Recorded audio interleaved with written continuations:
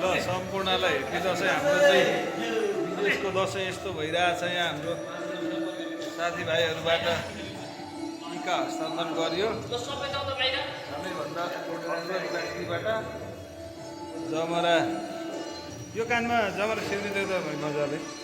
ल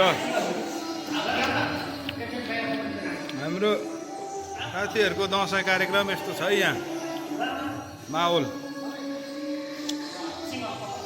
ए के पर्दैछ भने यस्तै छ दसैँ होइन। दसैँ माहौल कस्तो भइरहेछ त?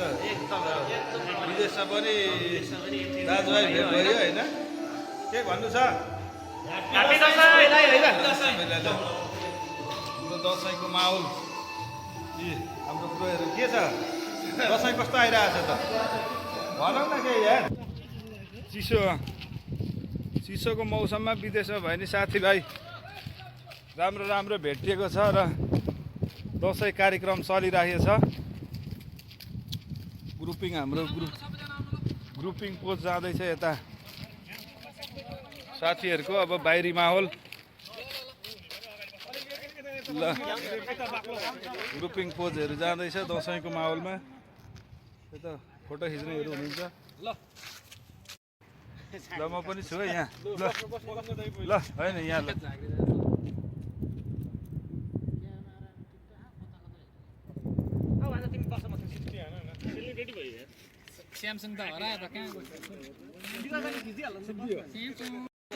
हाम्रो चाहिँ फोटो कार्यक्रम पनि सकियो र दसैँ मनाइएको छ।